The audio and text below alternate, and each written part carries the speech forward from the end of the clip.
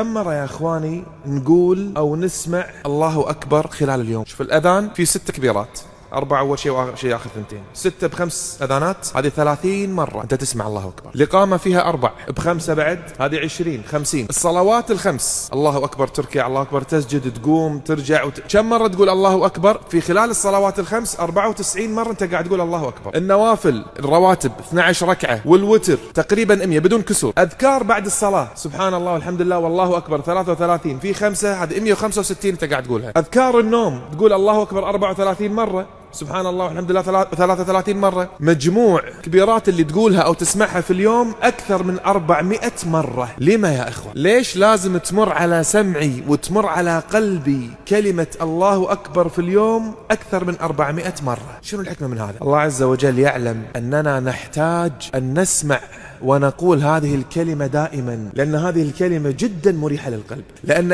إذا صار في قلبنا الله أكبر كل شيء غيره يصغر، كل شيء ياخذ حجمه الطبيعي، همومك، الناس، كل شيء ياخذ حجمه. ما تحس إن في شيء عندك تفكر أنت بالمرض اللي متعبك وقاعد تحاول تعالج وتسافر ومو قادرين عليه، شيء كبير حتى على طب الله أكبر منه. كل ساعة تمر عليك الله أكبر. همومك وديونك المالية وقروضك الله أكبر منها. أهلك زوجتك ولا عيالك اللي تعبت وانت تحاول فيهم ترى الله أكبر على هدايتهم. الإنسان اللي متسلط عليك وعنده علاقات وإنسان واصل ومنصب كبير الله أكبر من هذا كله. كل ما تذكرت شيء يحزنك ويضيق خلقك بس تذكر الله أكبر راح ترتاح. أكثر كلمة تريحك باليوم الله أكبر، تحس إنه ما في شيء كبير. ولهذا لما زكريا عليه السلام استغرب من إجابة الله لدعاء لما قال أبي ولد فبشره بيحيى قال ربي أن يكون لي غلام وكانت امرأتي عاقرا وقد بلغت من الكبر عتيا. شنو قال الله سبحانه وتعالى؟ قال كذلك قال ربك هو علي هين. انت قاعد تتكلم الكبير، انت قاعد تطلب من الكبير. شنو شيء اكبر منه سبحانه؟ كل شيء دونه هين. كل مشاكلك وكل احتياجاتك وكل اهدافك وطموحاتك وامالك كل شيء تبيه عند رب العالمين هين. انت بالنسبه لك